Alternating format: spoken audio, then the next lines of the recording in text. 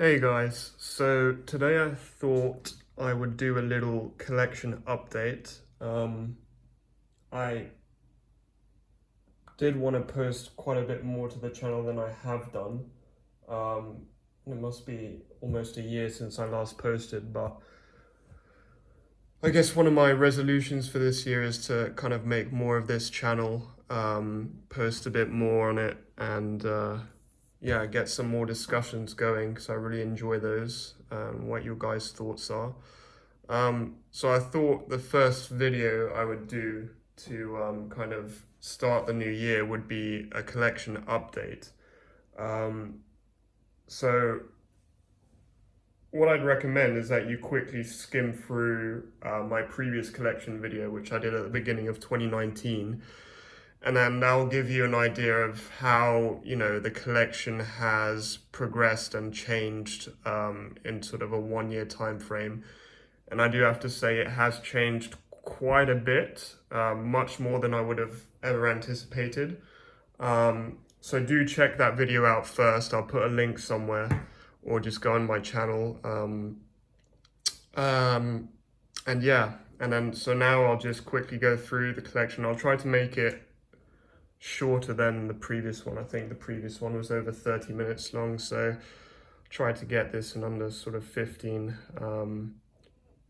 So yeah, so let's start. So what do we have? 5 watches. I did at one point have 6 over this year, but I kind of wanted to reduce it and keep it a bit smaller because I do like to wear all of my watches.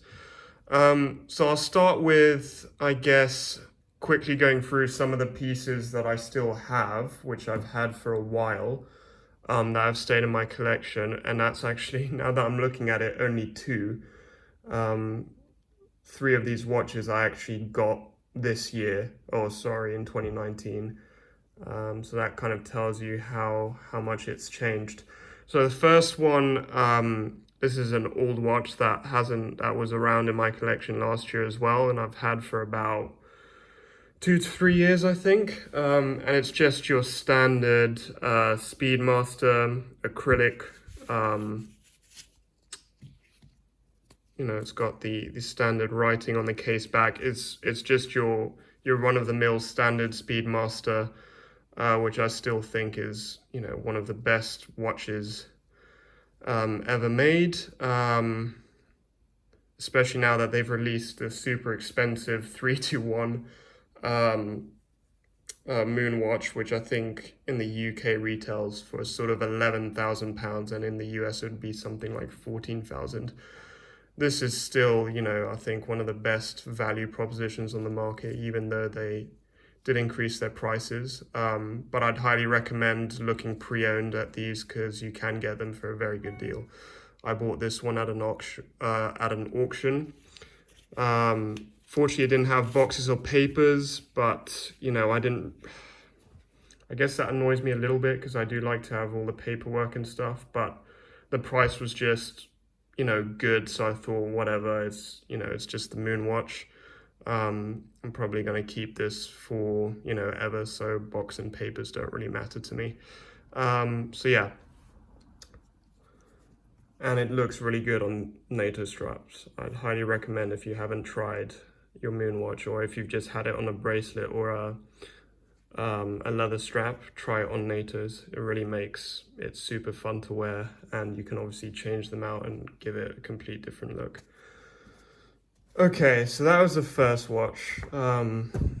So the next one, which has stayed in the collection, and again, I got this in January last year, and this is probably, I'd say, the most stunning watch in the entire collection. This is the Zenith Heritage 146. So if you're familiar with the Hodinkee limited edition, it was basically this watch with a grey dial, a slightly flatter crown, and chronometer certification. So after they released that, I think they only did 25 or 50 pieces.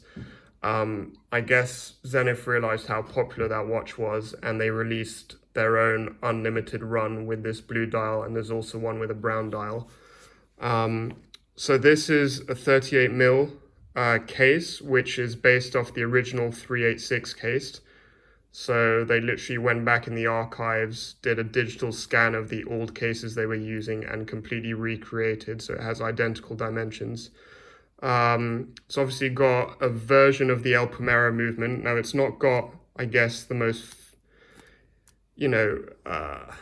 famous version. This has got a version that's caliber 4069, and that's basically, you can see how stunning the movement is though. 4069. So it's basically the 400 movement, the El Primero caliber 400 with the date taken out and one of the sub registers taken out. So you get this very dressy, dressy yet still sports watch, because this, believe it or not, has 100 meters water resistance. And what I love about it is that it does not have a screw down crown. You can see there, it's just a standard crown, yet they managed to make it 100 meters water resistance, which I think is amazing. And the movement is just stunning, as you can see. But yeah, I can't talk about this watch highly enough. One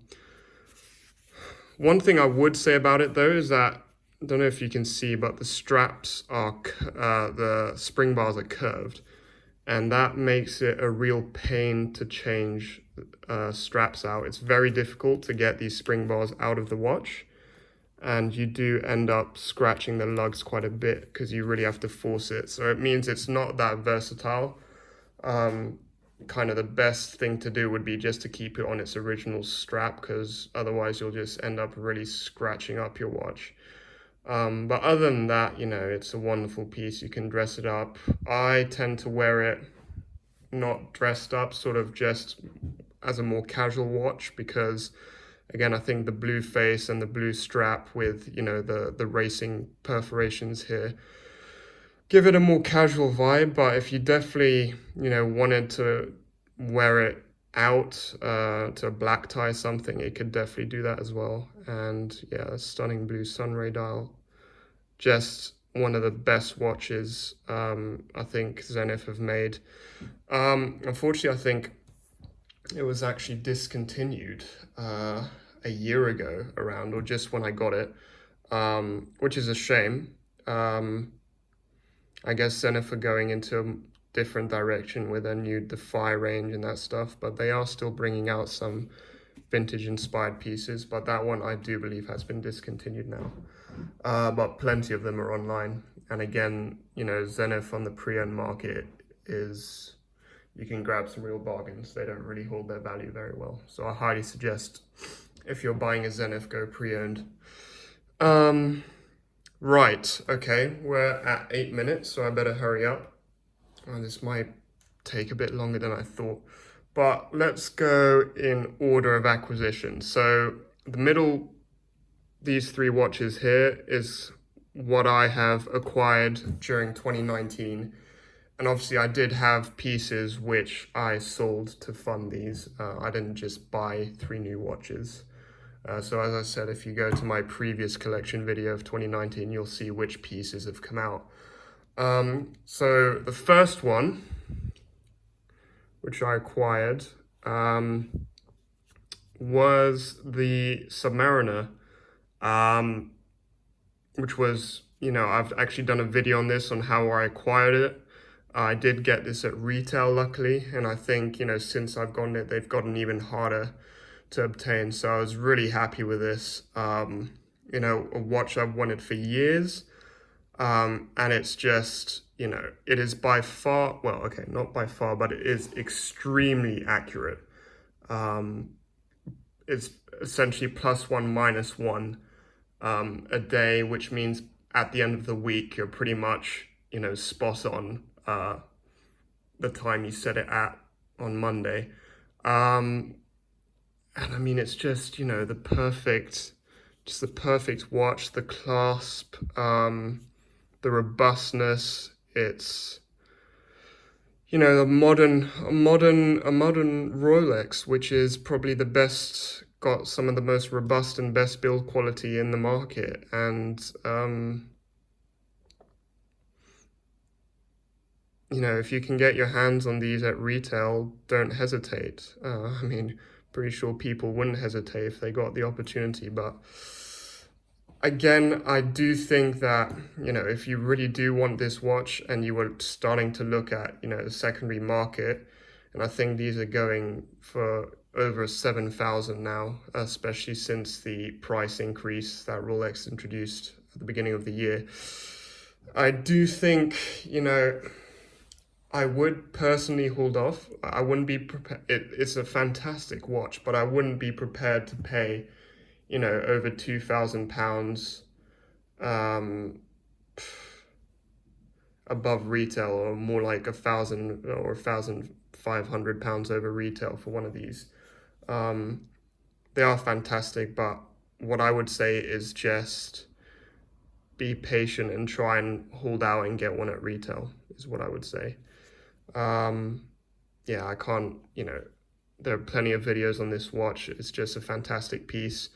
And as I got this watch, I did in fact sell, well, I'll come to that. I did in fact exchange my Explorer 1 for this IWC because just with a Submariner, I just didn't see a time where I would essentially wear the Explorer over the Submariner. I would have them in my box side by side, and I would always just take the Submariner, you know, because the build quality is just so much more superior to, you know, the older Rolexes of the mid 2000s, such as the 114270 Explorer, which is what I had.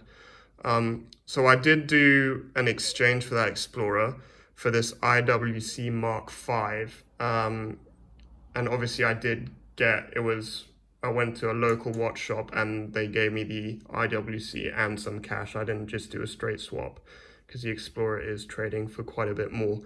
But the IWC now, I've been into this watch for, you know, since the beginning of when I got into watches,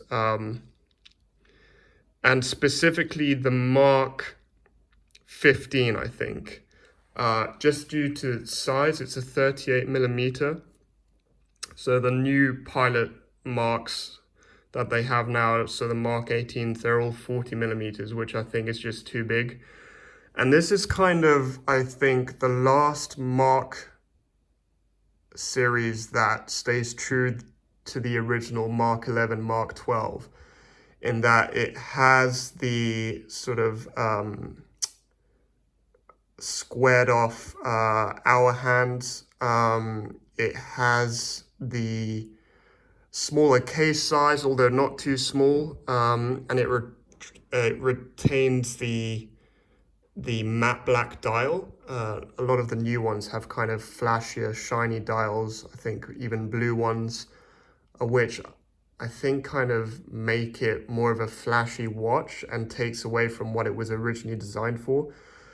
Furthermore, the newer ones, the Mark 18s and the Mark 17s, have Solita movements, which I just think, you know, for I think they're about £4,000 for that price. They should really have a more robust and more high-end movement.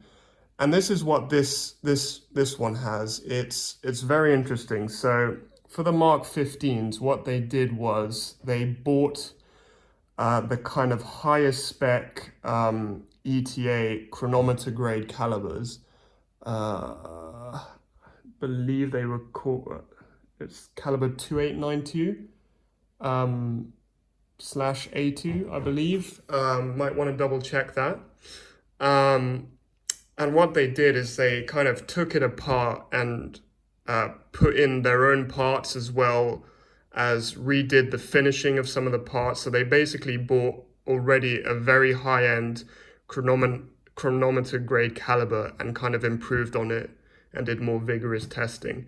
So that's what was in here. And it's just a far superior movement to what they put in the modern day ones, which makes no sense.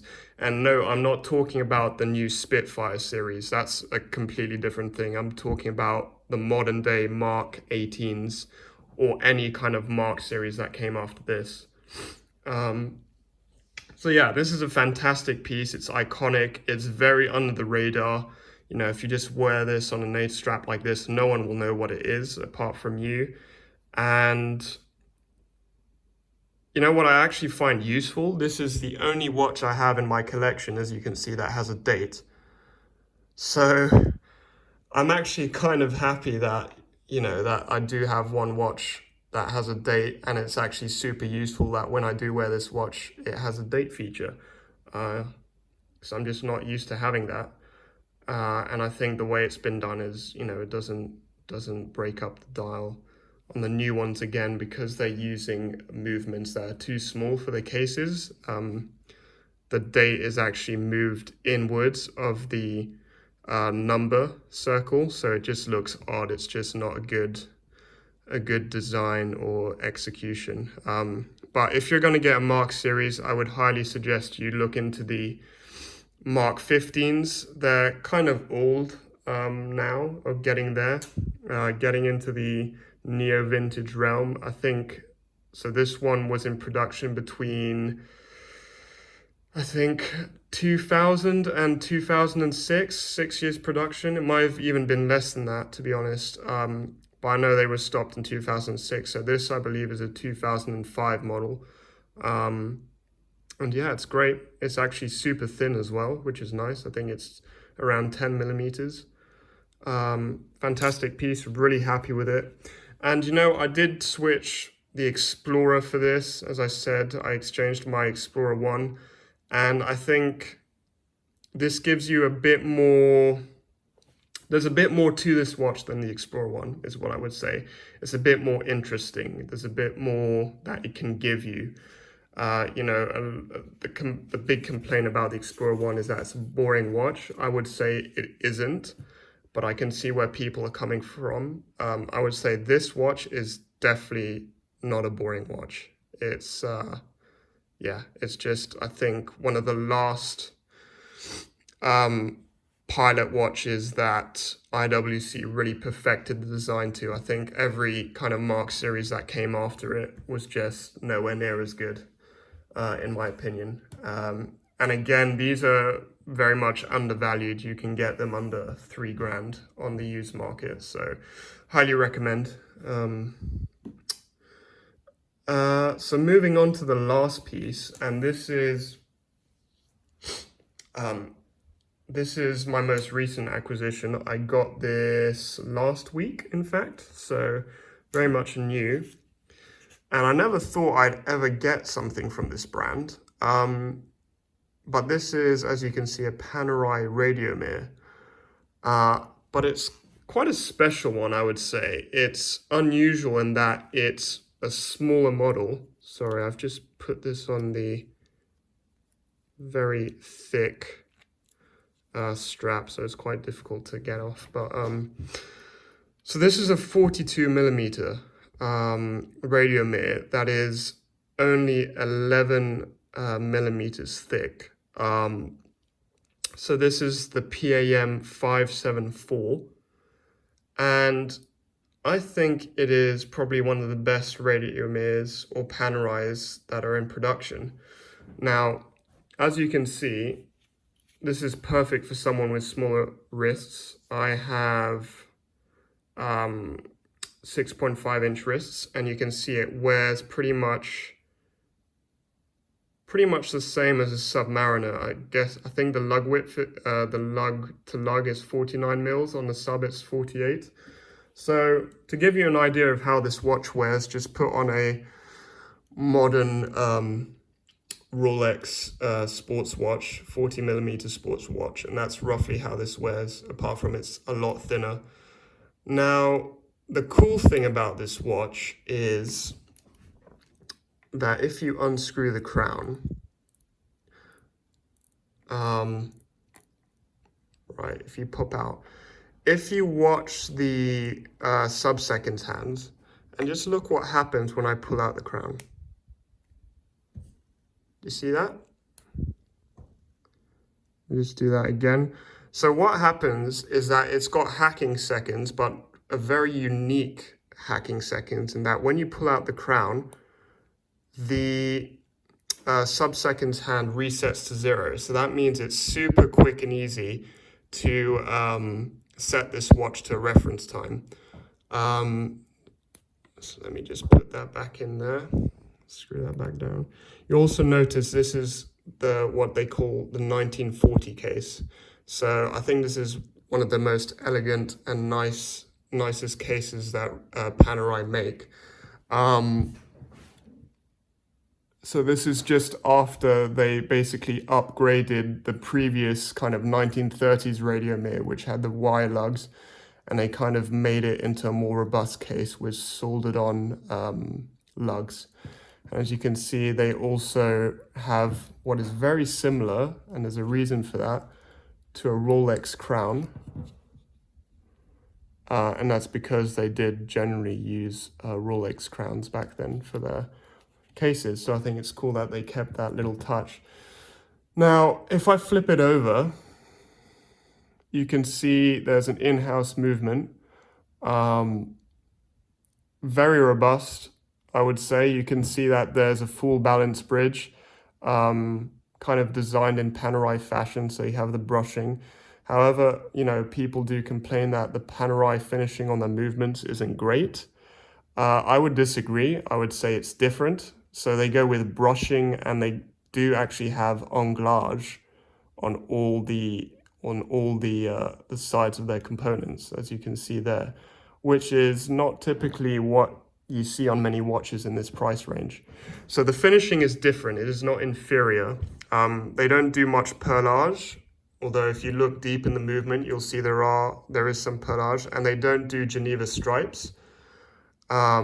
They prefer this brushing finish, and you know, the fact that they don't do Geneva stripes isn't them cutting corners, because in this price range, you know, everyone doing Geneva stripes doing it with a machine rather than by hand, and so it's literally this brush finish also has to be done by a machine, so it's no extra cost to do Geneva stripes, or it doesn't take more time to do Geneva stripes at all because it's not done by hand.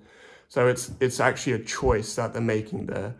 And, you know, I think it's cool because now with Panerai, first you have a unique, instantly recognizable design, just as the case and the dial. And then now you also have instantly recognizable movements. So whichever way you look at the watch, you can instantly recognize that it's a Panerai, which I think, you know, not many brands can do. So I think that's a very cool feature. So what I love about this watch, and this is actually gonna become sort of my dressier watch, or I'm gonna at least wear it as a dress watch as well as a casual watch, because it can do both. So it originally came on this lime green crocodile strap, which I instantly replaced with, you know, something a bit more casual and a bit more under the cover, I guess.